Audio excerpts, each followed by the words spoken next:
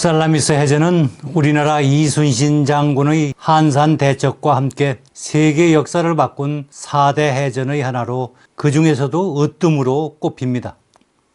세계 4대 해전은 학자마다 다 다르게 꼽습니다. 그러나 살라미스 해전을 빼놓는 학자는 한 사람도 없습니다. 왜 그럴까요? 살라미스 해전의 승리가 왜 그렇게 대단한 것일까요? 그리고 1000배 크기의 거대한 제국이 온 국력을 동원해서 침공했다는데 그것을 조그마한 도시국가인 아테네가 어떻게 물리쳤을까요? 그것이 가능한 일이기는 한 것일까요? 그리고 단지 그것만으로 살라미스 해전이 유명한 것일까요? 그리고 이 한 번의 전투가 어떻게 인류 역사의 흐름을 바꾸었다는 말일까요? 제가 오늘 그 궁금증을 확실하게 풀어드리겠습니다. 여러분 절대 어디 멀리 가지 마시고 제 얘기를 끝까지 들어주시기 바랍니다.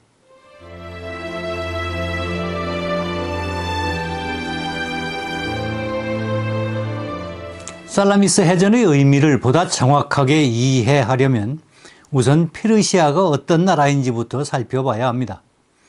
당시 페르시아는 인류 최초의 최대 제국이었습니다. 인도의 인더스강 유역에서부터 지금의 터키와 중동 지방은 물론 흑해 연안을 아우르고 이집트까지 차지한 거대한 공룡 제국이었습니다.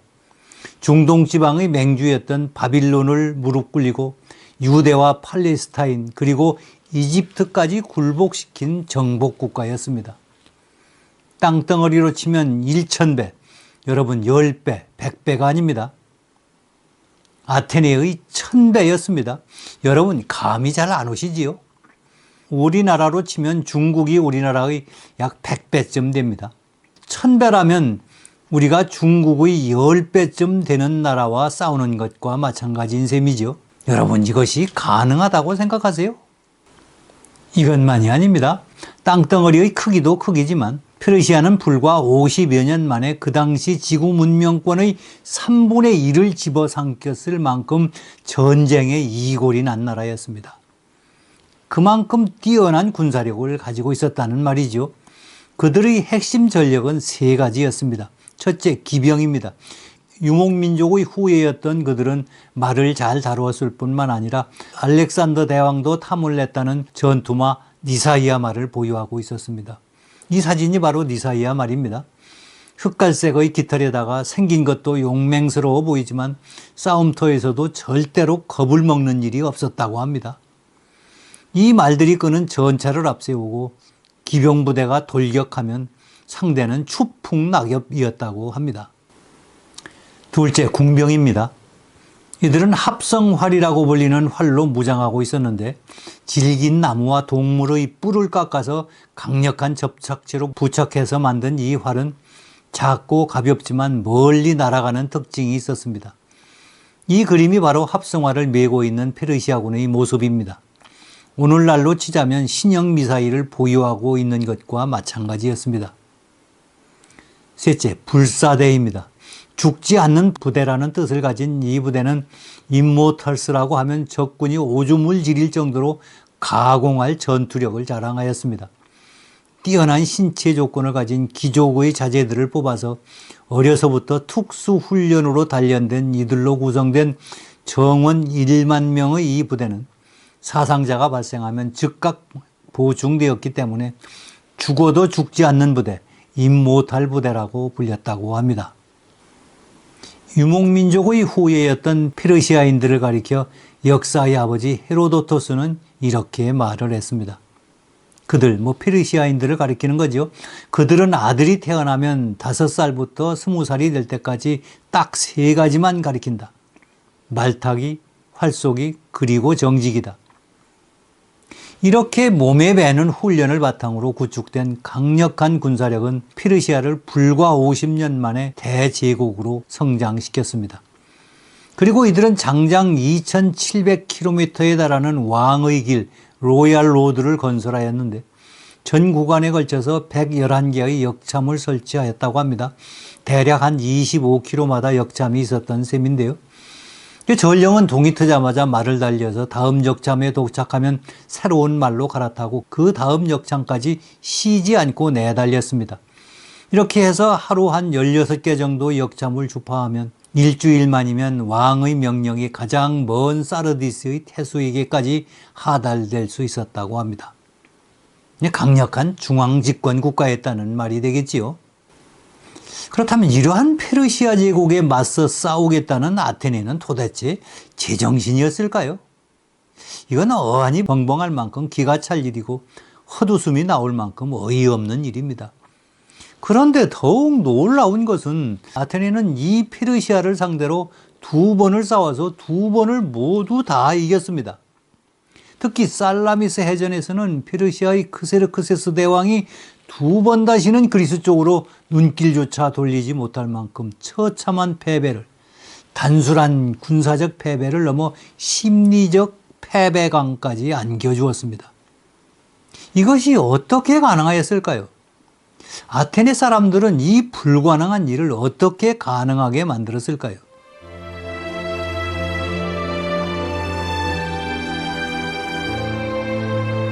그 중심에 선견지명의 지도자 테미스토클레스가 있었고 그를 뒷받침한, 아니 어쩌면 그를 반페르시아의 선봉에 서도록 이끈 그리스 사람들의 위대한 정신, 즉 무릎 꿇고 사느니 차라리 서서 싸우다 죽겠다는 강인한 정신이 있었던 것입니다.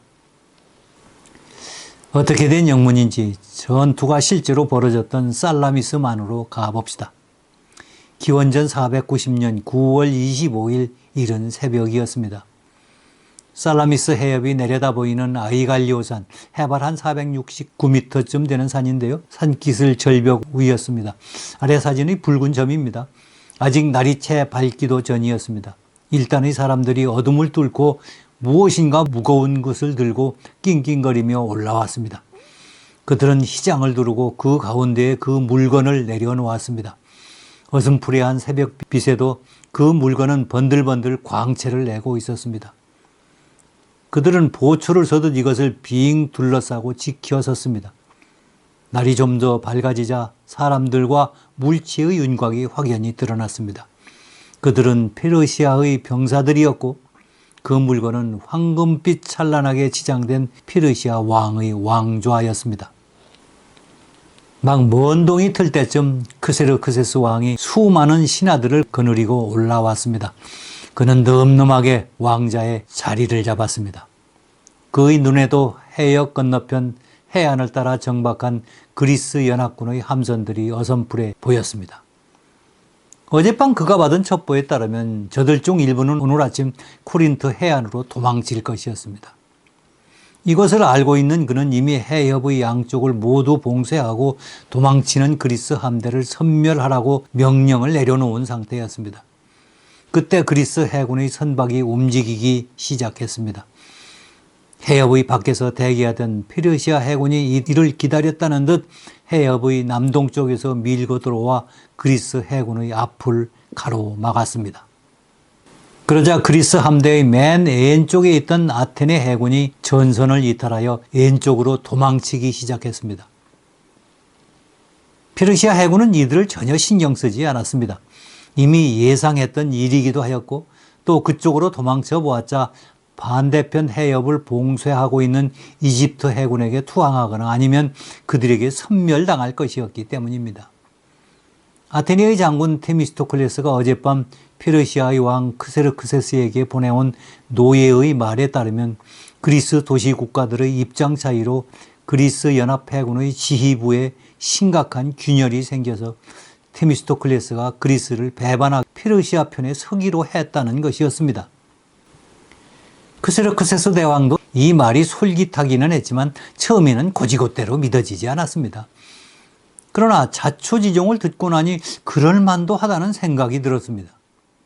코린토와 스파르타를 비롯한 펠레폰네소스의 도시국가들은 아테네는 아예 포기하고 잘록한 코린트 지역에 임시로 성벽을 쌓고 거기에서 페르시아군과 일전을 벌일 계획이라는 것이었습니다. 이것은 이미 크세르크세스가 정찰병의 보고를 통해서 파악하고 있는 내용과 일치하였습니다. 아울러 펠로폰네소스의 그리스 도시국가들은 그리스 해군도 살라미스에서 물러나 코린트 앞바다를 지켜야 한다고 주장하는 바람에 테미스토클레스와 한바탕 큰 싸움이 있었다는 것이었습니다. 이것 또한 크세르크세스가 이미 파악한 정보와 정확하게 일치하는 것이었습니다. 테미스토클레스는 정 그렇다면 피난 중인 아테네 시민들을 모두 배에 태우고 이탈리아의 시칠리아로 떠나겠다며 다른 그리스 도시 국가들과 격하게 맞섰다는 이야기까지 그 노예는 전해주었습니다. 그리고 마지막 한마디. 며칠 동안 아테네가 불타는 모습을 먼 발치에서 속수무책 바라볼 수밖에 없었던 테미스토클레스가 크게 상심하고 또 시르에 빠져 있는 터에 펠로폰네소스의 다른 도시국가들은 아테네의 처참한 입장은 안중에도 없고 오로지 자기들 살 국리만 찾는 것을 보고 테미스토클레스가 끝내 배반을 결심했다는 것이었습니다. 이 말을 믿을 것인지 말 것인지를 놓고 페르시아 진영에서도 갑론을박이 있었던 것 같습니다. 하지만 그 노예가 전해준 이야기의 대부분이 이미 자신들이 입수한 정부와 딱 들어맞았고요.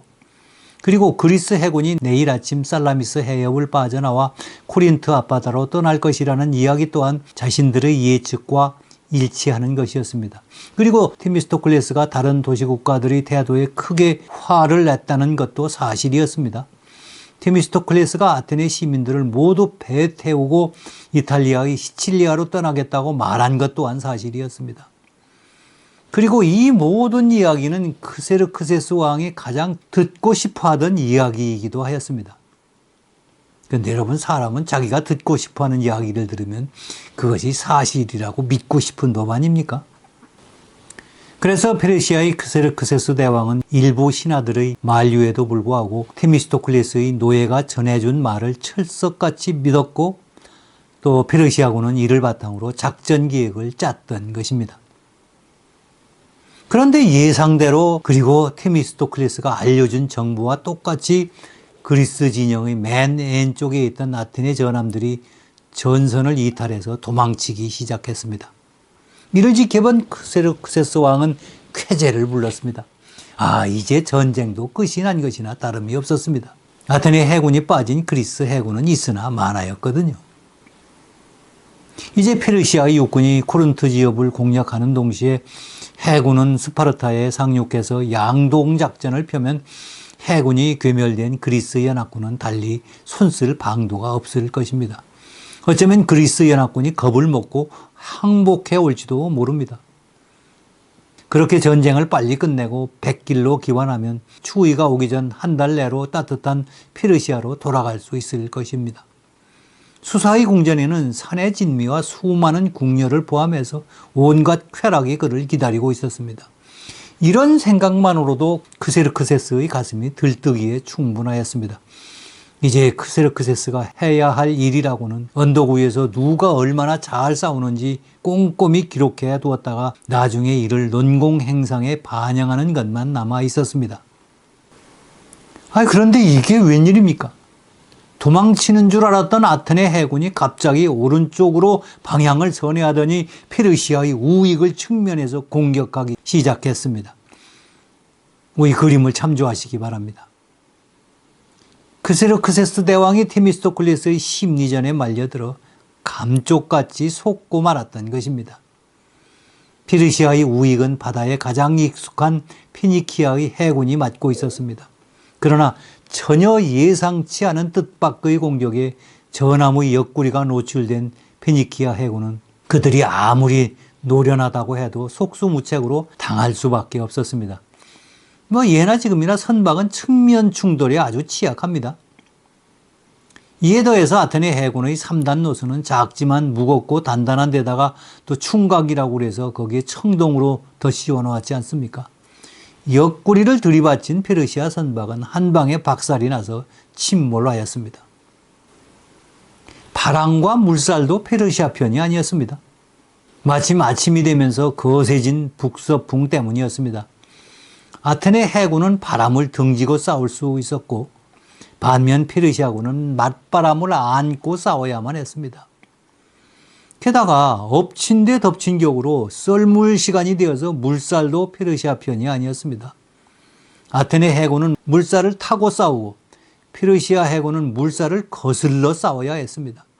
설상가상으로 폭이 2km 남짓한 좁은 해협에 1,500척이 넘는 피아의 전함이 꽉 들어차는 바람에 덩치가 큰 페르시아 전함은 더욱 움직이는 것이 어려웠습니다. 북서풍은 더욱 거세지고 물살은 더욱 빨라졌습니다. 도망갈 것이라고 예상했던 그리스 해군은 예상과 달리 일제히 달려들어 갑자기 공세를 취했습니다. 페르시아 해군은 크게 당황하지 않을 수 없었습니다. 전쟁터에서는 당황하면 지는 겁니다.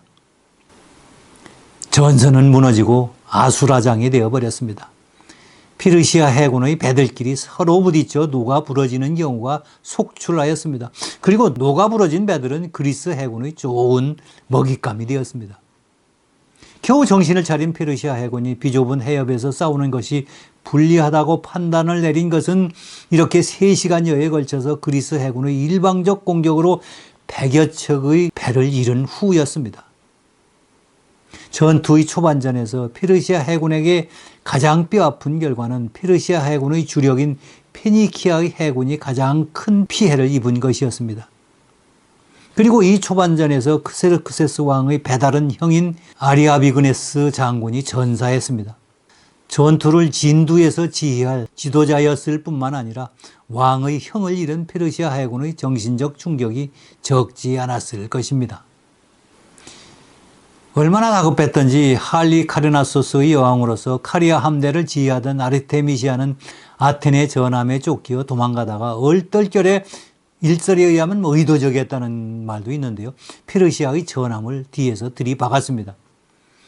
추격하던 아테네 전함은 이것을 보고 아르테미시아가 탄 배가 그리스 연합군의 전함일 것으로 착각해서 추격을 멈추는 바람에 그녀는 겨우 무사할 수 있었다고 합니다.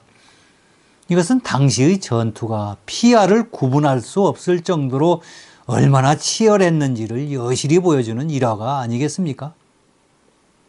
페르시아 해군이 가까스로 해협을 빠져나와 팔레롬 항구로 돌아왔을 때는 날이 저물기 시작했습니다.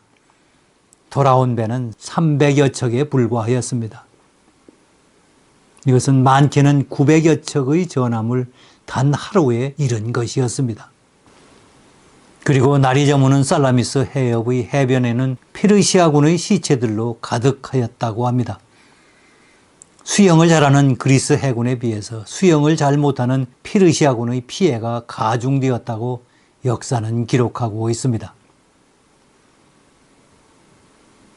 이렇게 자신의 군대가 참혹하게 학살당하는 모든 광경을 자신의 두 눈으로 똑똑히 지켜본 페르시아의 크세르크세스 대왕은 무서움 때문이었든 아니면 분노 때문이었든 치가 떨렸을 것입니다. 아마도 테미스토클레스가 던진 미끼에 보기 좋게 걸려든 자신에게 가장 분통이 터졌을 것입니다. 그러나 그는 대부분의 전제군주들이 그러하듯이 그 책임을 애꿎은 페니키아 해군의 탓으로 돌렸습니다.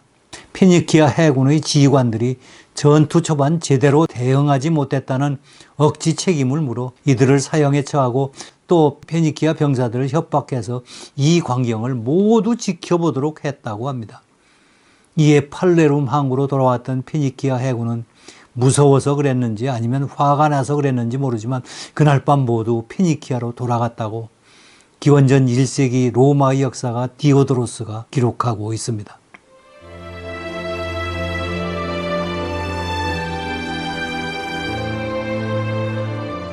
아테네는 물론 그리스를 위기에서 구하고 또 아테네 문명이 꽃필 수 있는 계기를 마련한 이 승전의 영광을 돌릴 또 한 사람은 테미스토클레스의 노예 시키노스입니다. 물론 그는 테미스토클레스가 시키는 대로 말을 전했을 뿐이기는 합니다. 페르시아 출신인 그는 페르시아 말도 능숙했습니다. 그리고 테미스토클레스가 아이들의 교육을 맡겼다고 하는데요. 그 정도이면 노예들 중에서도 가장 똑똑하였을 것입니다. 그렇다고 하더라도 전쟁 중에 적진에 들어가서 적국의 왕 앞에서 수많은 신하들이 도열해서 자신만을 주목하는 가운데 거짓말을 한다는 것은 결코 쉬운 일이 아니었을 것입니다. 얼굴은 태연한 척 하였을지 모르지만 등에서는 아마 식은땀이 줄줄 흘렀을 것입니다. 자칫 눈빛 하나라도 흔들리는 날에는 거짓을 의심받을 수 있었습니다. 그리고 그것은 죽음으로 의미하는 것이었습니다. 웬만한 사람이었다면 침이 바짝바짝 마르고 혀가 얼어붙어서 버벅댔을지도 모릅니다. 하지만 그는 이 일을 아주 성공적으로 완수했습니다. 크세르크세스는 물론 그의 부하들 대부분 그의 거짓말을 눈치채지 못했습니다. 할리카리나소스의 여왕 아르테미시아만이 공격에 반대했다고 하는데요. 그것도 시키노스의 거짓말을 눈치채고 반대한 것이 아니라 굳이 아테네의 강점인 해전을, 그것도 비좁은 살라미스 해협으로 들어가서 거기에서 전투를 필요가 전혀 없다는 이유 때문이었다고 하네요. 그만큼 테미스토클레스의 노예 시키노스의 거짓말은 완벽하였던 것입니다.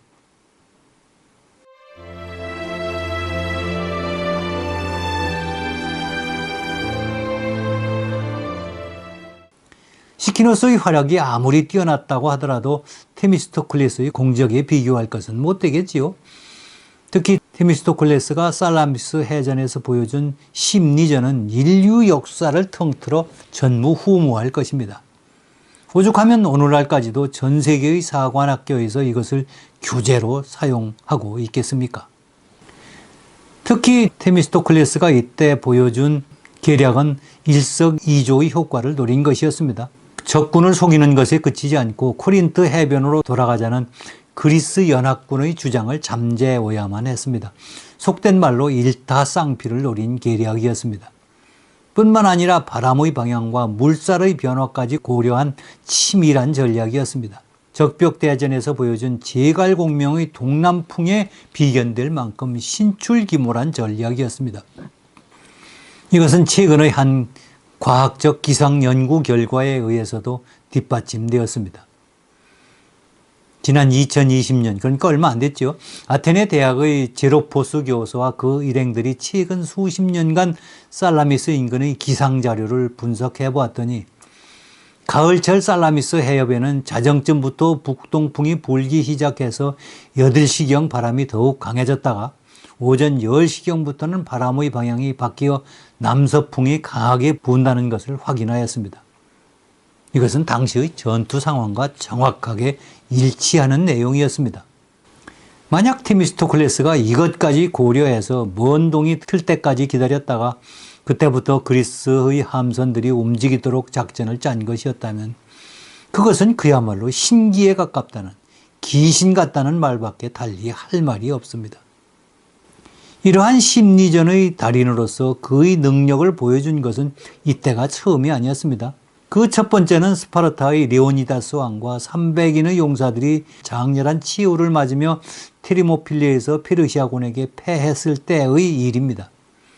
이제 그리스 해군은 더 이상 그곳에 머물 필요가 없었습니다. 페르시아 해군이 아테네 앞바다로 내려오기 전에 그리스 해군이 먼저 그곳에 도착해야만 했습니다. 이렇게 다급한 상황인데도 테미스토클레스는 부하들에게 페르시아군이 중간에 식수를 채우기 위해서 정박할 만한 곳은 모두 들리라고 명령을 내렸습니다. 그리고는 페르시아 병사들이 물을 길러 움직한 곳마다 경문을 붙이게 했습니다. 내용은 페르시아에 동원되어 참전하고 있는 같은 그리스 사람들인 이오니아 병사들에게 보내는 메시지였습니다. 요약하면 그 골자는 이러했습니다. 이오니아의 병사들이여, 우리는 모두 같은 그리스 민족이 아니던가. 지금이라도 늦지 않았으니 페르시아의 진영을 이탈해서 그리스 진영으로 오라. 우리는 두 팔 벌려 당신들을 맞을 것이다. 그러나 만약 상황이 여의치 않다면 굳이 열심히 싸우지는 말아라. 우리는 당신들의 공로를 결코 잊지 않을 것이다. 그러나 이 메시지를 보고 기순해오는 이오니아 병사는 단 한 명도 없었다고 합니다. 그렇다면 테미스토클레스의 심리전은 실패한 것이 아닐까요? 아닙니다. 이 심리전도 큰 효과를 보았습니다. 테미스토클레스의 의도는 다른 데 숨겨져 있었습니다. 이를 두고 역사의 아버지 헤로도토스는 이렇게 해석했습니다. 테미스토클레스가 이 경문을 붙인 것은 이오니아 병사들의 기순을 노리고 한 것이 아니라 이오니아 병사들에 대한 크세르크세스의 의심을 부추기기 위한 것이었다고 말이지요. 이 심리전의 효과가 얼마나 있었는지에 대한 분명한 기록은 없습니다만, 그러나 크세르크세스의 시인기를 몹시 불편하게 만든 것만은 분명해 보입니다. 크세르크세스는 그 이후 바다에서이건 육지에서이건 이오니아 병사들에게 절대로 선봉을 맡기지 않았던 것입니다. 그만큼 의심을 했다는 뜻이지요. 그리고 그는 살라미스 해전에서 이오니아 해군의 배가 가장 적게 파괴된 것을 의아하게 생각했다고 합니다. 본래 의심은 또 다른 의심을 낳는 법이지요. 그리고 귀국길에 오를 때에도 그때까지 가장 많이 남아있는 이오니아 해군의 배에는 짐만 실려서 보내고 자신은 멀고 먼 육로를 택했다고 합니다. 바다에 익숙하지 못한 그가 뱃길이 무서웠을 수도 있지만 이오니아 해군을 믿지 못한 때문이었을 것입니다. 테미스토클레스가 펼친 심리전의 악권은 살라미스 해전이 끝난 후에 있었던 역공작입니다. 테미스토클레스는 자신의 노예인 시키노스를 다시 한번 크세르크세스 왕에게 보냈습니다. 그가 전한 메시지는 다음과 같았습니다. 지난번 일은 미안하게 되었다. 내 반란의 의도를 그리스 사람들이 눈치채는 바람에 나도 어쩔 도리가 없었다.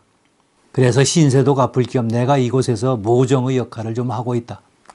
이곳의 많은 사람들은 페르시아가 헬레폰토스 해협에 설치해둔 부교를 빨리 끊어야 한다고 주장한다.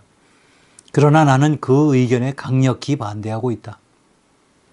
만약 그렇게 되면 테루가 막힌 페르시아군이 죽기 아니면 살기로 싸우려 들 것 아니냐. 그렇게 되면 그것은 그리스에게 전혀 득이 되지 않는다고 설득을 하고 있다.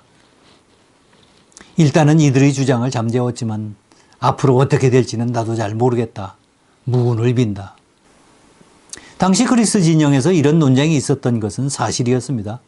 그리고 테미스토클레스가 헬레폰토스 해협의 부교를 파괴하는 것을 적극 반대한 것도 사실이었습니다. 그렇다면 테미스토클레스의 이런 말을 전해들은 크세르크세스는 무슨 생각을 하였을까요? 자신을 걱정해주는 테미스토클레스의 말이 진심이라고 받아들였을까요? 아니지요. 절대로 아닙니다. 그는 테미스토클레스의 말을 믿기는커녕 이런 반구도 신뢰하지 않았습니다.